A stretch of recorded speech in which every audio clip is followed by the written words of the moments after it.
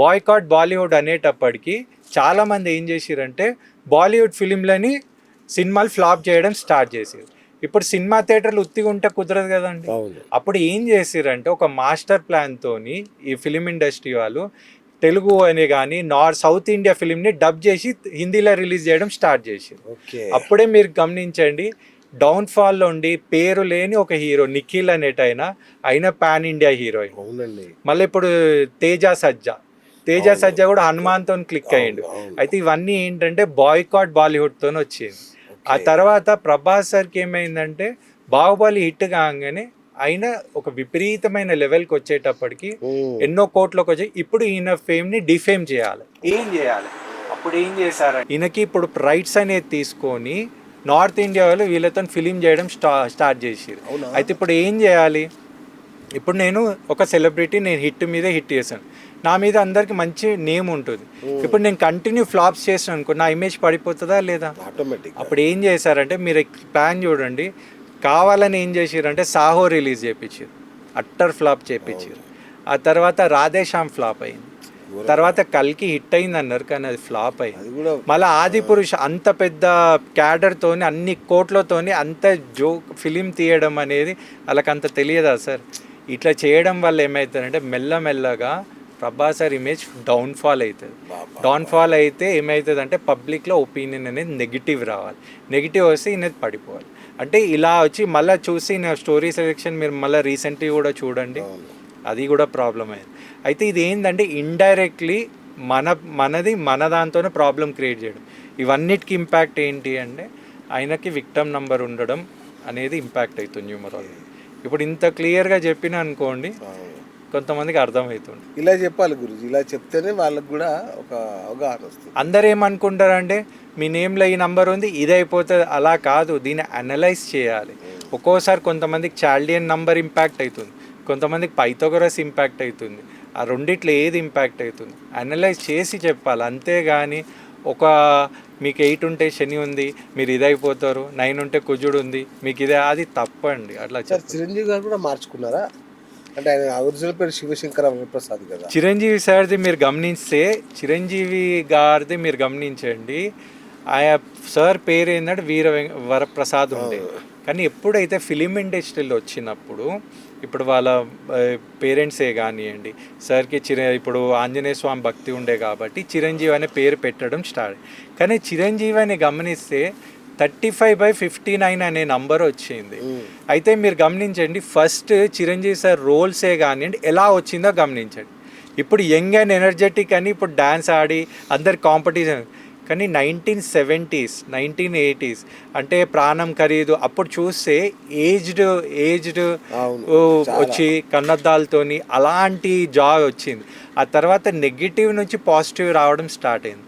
మీరు గమనిస్తే sir date of birth కూడా 22/8/1955, అంటే రాహు ఇంపాక్ట్ ఉంది. అయితే అనుకున్న పని లేట్గా కావడం జరుగుతుంది. కానీ అంతర్లా బుధుడు ఉంటే ఆయన సపోర్ట్ చేస్తాడనమాట.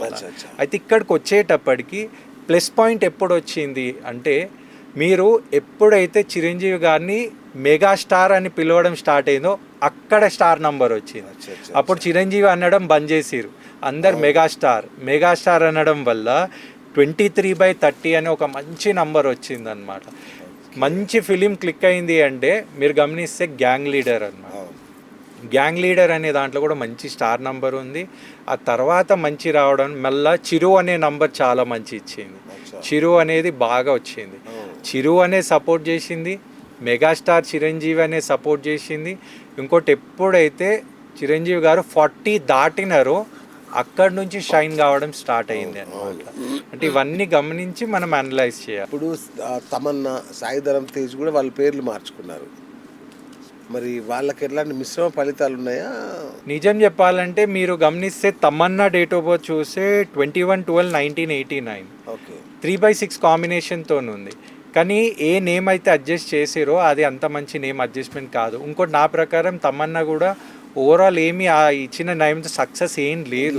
ఎందుకంటే ఒక హీరోయిన్ నుంచి ఒక సైడ్ హీరోయిన్ అయ్యి ఇప్పుడు ఒక ఐటమ్ సాంగ్స్కి, ఇంకోటి అన్ని న్యూమరాలజీ కాదు. అక్కడ గమనిస్తే మన వాళ్ళు ఆమె టెక్స్చర్ మీద, అంటే ఇప్పుడు ఆమె కలర్ ఫ్యాక్టర్ మీదనే వెళ్తుంది నిజం చెప్పాలంటే. అంటే ఓపెన్గా చెప్పాలంటే ఆమెకి ఇచ్చిన నేమ్ అడ్జస్ట్మెంట్ కూడా కరెక్ట్ కాదు.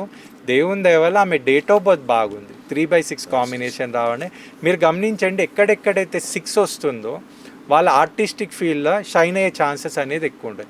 సాయి ధర్మ తేజ్ కూడా మీరు డేట్ ఆఫ్ బర్త్ గమనిస్తే ఈయన మళ్ళీ 15/10/1986, మళ్ళా 6/4, చాలా మంచి యాక్టర్. కానీ మళ్ళీ రాహు ఇంపాక్ట్ అవుతుంది. నిజం చెప్పాలంటే సాయి ధర్మ తేజ్లో చాలా మంచి నంబర్ ఉంది, 32/46 అనే నంబర్. ఎవరు నేమ్ అడ్జస్ట్ చేసిరో నాకు తెలియదు, అది ప్రాబ్లమేటిక్. కొంచెం ఏమైపోతుంది అంటే ఎక్స్పెక్టేషన్ అనేది ఎక్కువ కావడం, ఎందుకంటే మెగాస్టార్ ఫ్యామిలీ నుంచి రావడం.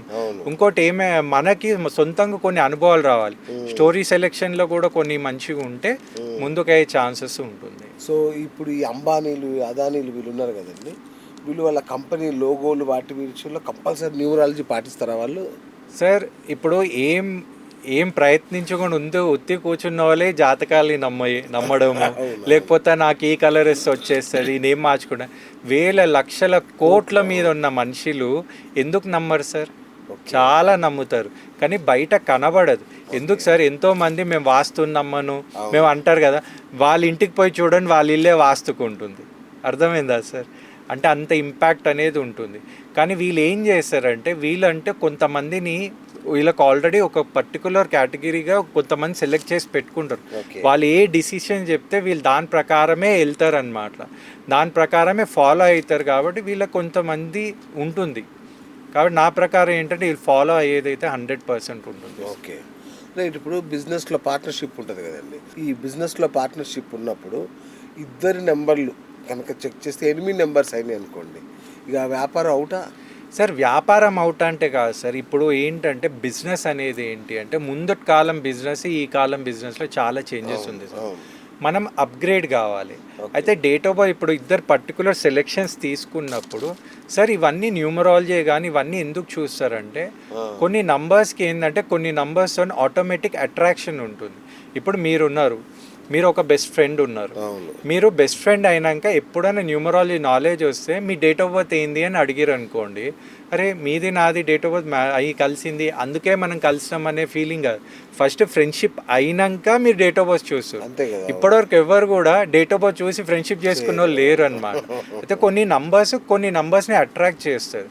అయితే పార్ట్నర్షిప్ అయినప్పుడు ఏమైపోతుంది అంటే, ఈయన మైండ్ సెట్ వాళ్ళ మైండ్ సెట్ కొంచెం సేమ్ ఉందనుకోండి, అప్పుడు వాళ్ళు ఒక ముందు జాగ్రత్త. ఎందుకంటే ఇన్ని కోట్లు పెడుతున్నప్పుడు పార్ట్నర్షిప్స్ అనేది చూడాలి. ఆ తర్వాత నెగిటివ్ ఇంపాక్ట్ వస్తుందంటే ఎక్కడ వస్తుంది అంటే, వీళ్ళ డిసిషన్ మేకింగ్ మీద వస్తుందా, వీళ్ళు సెలెక్ట్ చేసిన ప్రోడక్టే కానీ అవన్నీ ఇంపాక్ట్ ఉందా, అవి కూడా మనం కొంచెం క్రాస్ చెక్ చేసుకొని ముందుకు పోవాలి. కానీ అన్నీ తీసుకుపోయి గ్రహాల మీద వేయొద్దు అనేది నా ఒపీనియన్. గ్రహస్థితి కంటే ముందు మనస్థితి కూడా ఇంపార్టెంట్. సూపర్.